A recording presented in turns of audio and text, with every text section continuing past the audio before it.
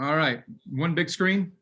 Yep. All right, perfect. So what really got me thinking about the problem is a quote that I came across a long time ago by Jack Welch, former CEO of GE. And I just loved this quote when I was in the marketplace, and I've leaned into it a lot during church, but I had forgotten about it. And so I came across it in all of the studies that I was doing. The quote there, when the rate of change on the outside exceeds the rate of change on the inside, the end is near. His point is obvious, right? When you're running a company, we're going to make it a church, but when you're running a company, when the pace of change, the rate of change externally, and culture in the community, with your customers, when that rate of change is faster than your ability to change what you're doing on the inside, evolve your product lines, your service offerings, the organization, again, in our case, the church, eventually you die. There's no way to keep up. The best example for me, at least here in the United States, maybe this is international, is Blockbuster. You know, we used to go to Blockbuster every Friday night as a kid. I loved going, and you didn't know what movie you were going to get. You had some hopes. You walked in, you saw what VHSs were available, but there was a rate of change happening on the outside. Blockbuster was not able to keep up with that rate of change on the inside.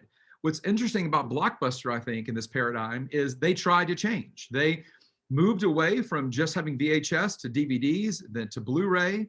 They began a mail service where you could order DVDs and they would send them to you, but they were copying what Netflix was doing. Netflix was moving at a much faster pace, and they were keeping up with the community around them where Blockbuster wasn't. They weren't able to keep up. And of course, we know that's why they died. So when I started thinking about that in the context of church, you know, what's the problem with church? Why are we seeing record numbers of decline, record numbers of death, record numbers of people leaving the church even, that's leading to plateaus and declines and deaths? I think that the problem, and there's a lot, so don't hear me say this is the only problem, but I think one of the core problems is change. Like the greatest problem, I think, in the church today is a lack of change. When you think about, though, all the reasons we don't change, I mean, there's probably hundreds, you know, some of them that I have watched personally, and that I've even experienced as a leader, as a pastor myself. One, you know, leaders have at times an inability to change. There's just an ability or an expertise gap. Sometimes we have an unwillingness to change, maybe because we have an expertise gap. Or maybe because we don't have time. There's lots of reasons that we may be unwilling. Maybe the congregation around us isn't willing, or the elder board isn't willing. I watch this all the time at North Point. People come to North Point, at least pre-pandemic, to see how we do church. We have people at our church pre-pandemic who take tours and watch all the time.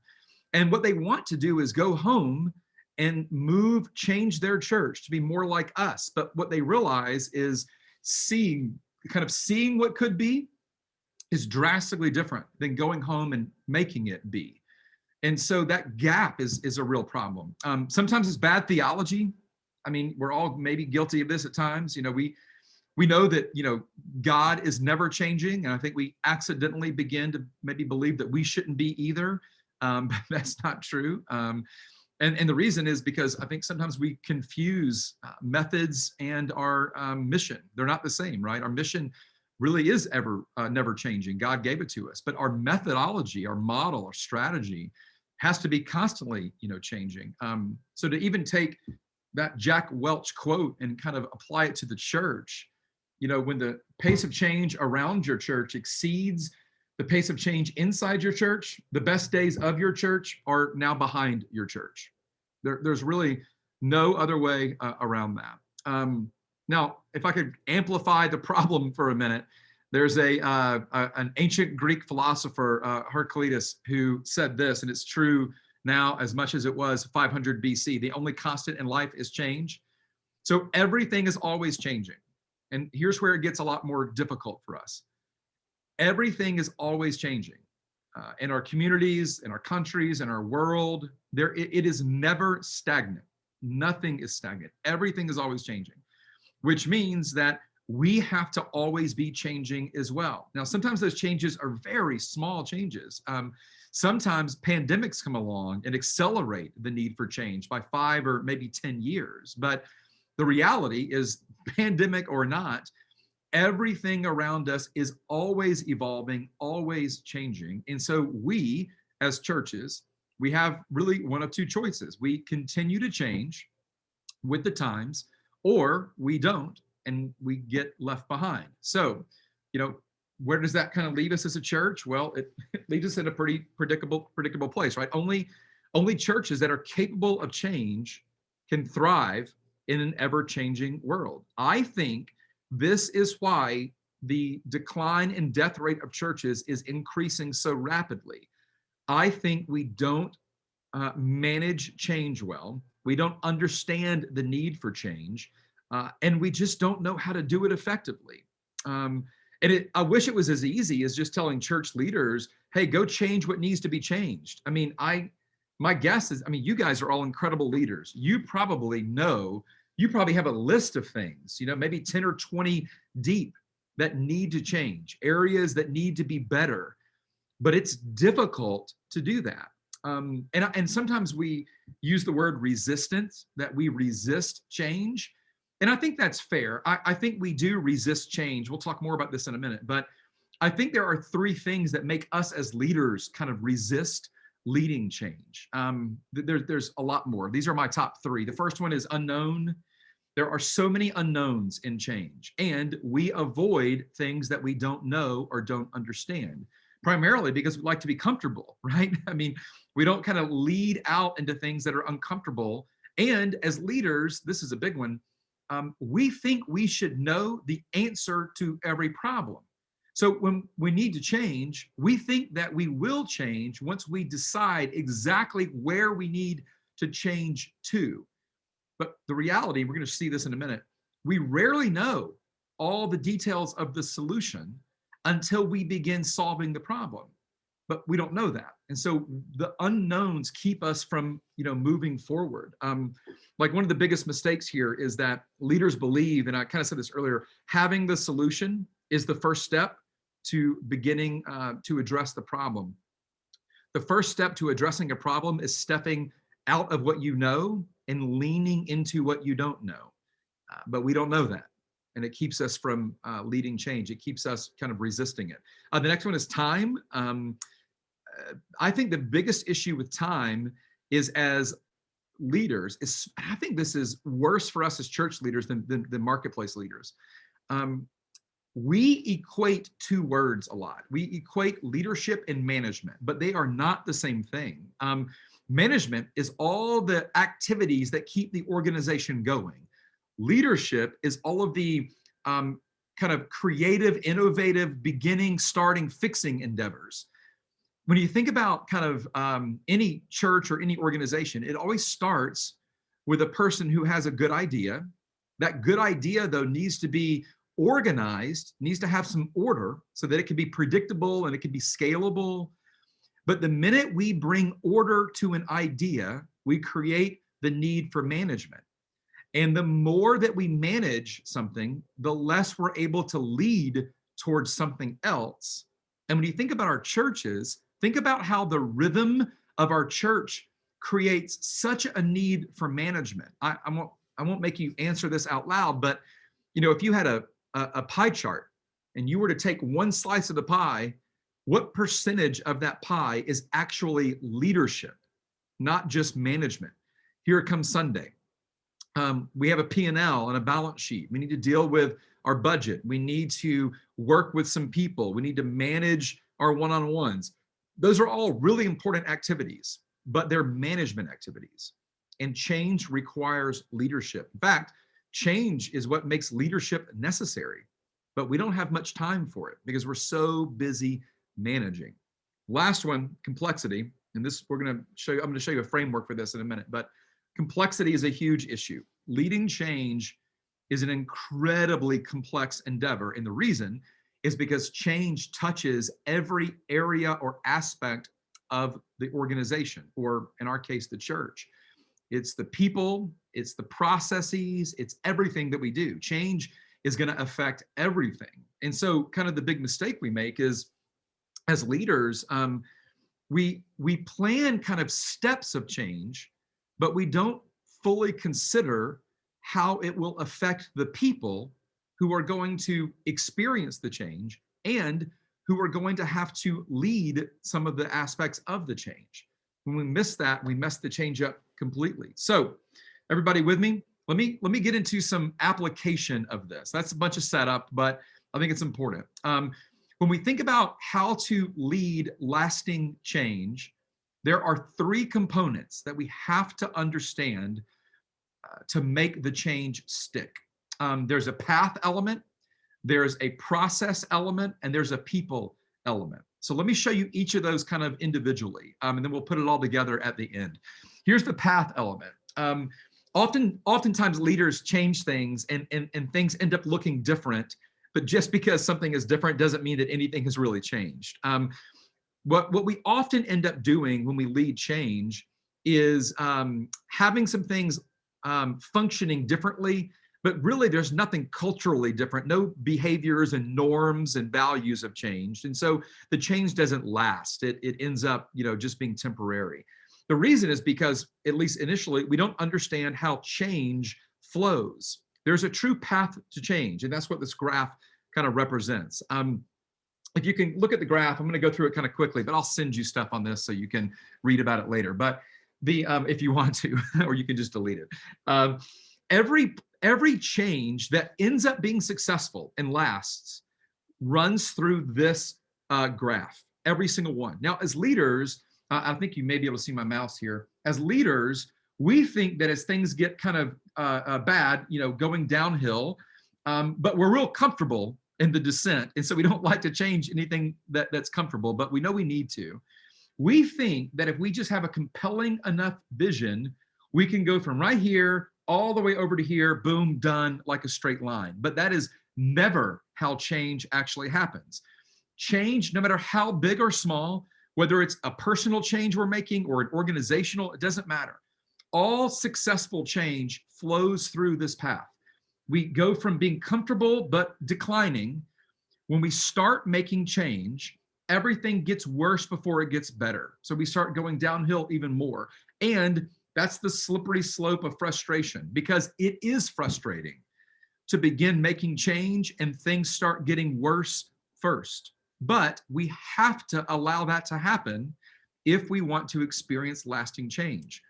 This is a real dangerous place here. To kind of make it biblical for a minute, this is Israel when they are in the wilderness after they've fled from Egypt. And you remember the moment where they just start begging to go back? Can we just go back to Egypt where at least it was comfortable, even though we were enslaved? That's what people want to do. They want to go back here. They know that it wasn't working, but it was at least comfortable. But when you start sliding down, people get angry, they get frustrated. And the reason is because we fear what we don't know. We fear maybe our job is going to change. Maybe we fear our job is going to be gone. There's so much unknown that we don't want to change. But really, this is a process of letting go. We'll talk more about this in a minute, but this is an incredibly important moment during the process of change, because people are not resisting you as a leader, and they're not resisting the idea of change. What they're actually resisting is letting go. So what we have to learn to do as leaders is recognize that it's not resistance, it's grief. We are letting go of something. If I could quote maybe the band Semisonic for a minute, every new beginning comes from some other beginning's end. Every time we start something new, we are ending something old, and people don't like ending things. So what they're really doing is grieving loss. Knowing that allows us as leaders not just to continue to make change, but to lead people better through the change. This is why so many change efforts fail, because we get to this slope of frustration and we give up. We assume it isn't working. Great leaders know that that's not what happens. They know it's supposed to be harder before it gets better. And great leaders continue to press forward. In doing so, it doesn't get better initially. You end up in this pit of despair where it is so chaotic and confusing. But here's an interesting thing. In this kind of valley here of confusion, confusion is not kind of proof that we're getting it wrong. Confusion is actually proof that we're letting go of what was comfortable. That's why we're confused. And innovation and maximum creativity actually happen here in the valley. That's the coolest part about this moment. Leaders who know that realize that we may not know the answer here. We know there's a problem, but as we begin working on it, we end up here, and now we can really discover the solution. This is where innovation actually happens. If you think about COVID for a minute, COVID forced this curve to happen, and we got really unsuccessful really quick, and we got really frustrated. But in this kind of valley of confusion and chaos, think about how many new things we have discovered. New ways to connect digitally, new ways to use Zoom, new ways to share our Zoom meetings, right? I mean, everything has happened, and at least all the innovations have happened here because we've been forced to innovate. That's how change works. Now, once we begin to innovate, it begins to lead to some incremental wins, and they're very small, but these micro changes lead to incremental small wins that allow us to start climbing out of this valley. But you've all hiked before, and going downhill is a lot easier than going uphill. So we begin to climb up the hill, and it's pretty frustrating and it's difficult, but we're beginning to see light at the end of the tunnel because we're beginning to experience wins. And those wins ultimately culminate in this higher ground of lasting change, because everything we do is ultimately the sum of a bunch of details. When it comes to change, change is the sum of a bunch of micro wins that come from incremental changes, and it leads to this version of lasting change. So that's the path, and I took a little more time on it because it's fundamental to understanding what the curve looks like to achieve lasting change. Now, here's some very practical things. Two things. One, to understand how to lead through this path, you have to understand the organizational side of change. And I'm just going to call them the steps of change. I'm not going to bore you with all this, but I will send you a document that outlines all of these things. So there are 10 steps of change.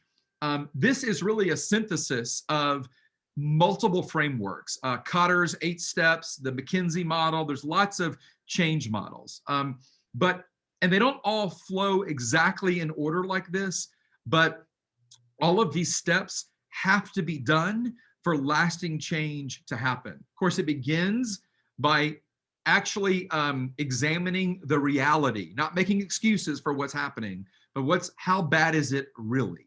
And it ends with equipping the culture, where we change our norms, our behaviors, and our values so that the change actually sticks. Now, what's I think helpful is that those steps follow along with the curve. You can place those 10 steps there below the curve, and it flows exactly with how the change is experienced through the organization. Now, if I'm honest, most leaders like yourselves know this element. Now, you may not have the 10 steps, you may not be able to write them all down, but you intuitively know that for you to make a change, there's going to be some version of organizational steps that have to happen. That's kind of intuitive for leaders. The biggest thing that we miss as leaders is the people side of change, not the process side of change. And so there's the steps of change, but there are also these things that I'm just going to call the states of transition. And there are 4 states: comfort, caution, confusion, and conversion. Now, when I was walking you through the path, I talked about some of those already. So let me show it to you on the path. When things begin to get bad, we begin to want to make a change. This is the state of comfort, and no one likes leaving the state of comfort. But the minute we begin to lead a change, we are forcing people to become uncomfortable, which leads us out of this state and into the state of caution. And like I said earlier, in the state of caution, we are all frustrated because we're having to let go of things that used to be that aren't going to be. So we're grieving in the state of caution. As a leader, the minute we can recognize that we are in a state of cautious, everybody's being cautious, it allows us to lead, and if we could use our term, to minister or pastor to the people around us to help them move forward, not get stuck in comfort. So as a leader here, we have a chance to not see people resisting, we get to see people grieving, and we get to help them with that. I can't begin to tell you how many changes I have made at Woodstock City Church without understanding this framework. And I've watched people resist where we're trying to go, and I got frustrated with them. We've even lost some staff members, and you're going to do that when you go through change. It's potentially always going to happen. But we've even lost some staff members because they were frustrated. And I thought they were frustrated with me, and I thought they were resisting the new idea. What they were really doing is grieving loss. This is a moment where we as leaders have to always ask the question, who is losing what? Because if we can't answer the question, who is losing what, we're not going to be able to lead people through the path. And the only way to get to lasting change is to go through the path. So understanding that dynamic is critical to lasting change. At the bottom here, as we continue to kind of enter this, if you remember, we call it the pits of despair. It's the valley of confusion. And this is where our people experience the state of confusion. And no one likes to be confused. But as a leader, this is so important. As a leader, when we understand that confusion is proof of progress, not a red flag that we're getting it wrong, we are able to alleviate that tension with the people following us and with the people experiencing the change. I mean, with leaders that I've been working with on this, the minute they're able to walk into a team meeting and say, hey, if you're confused, that's okay. And not only is it okay, it's a good thing. Because letting go of being comfortable always is confusing. But on the other side of the confusion is going to come clarity. But clarity only comes after confusion, not before. And that's a good thing. So we're gonna continue to grow because of it. I mean, it immediately lifts the weight off the shoulders of the people and of the team, and really of the entire organization. And of course, the last state is conversion.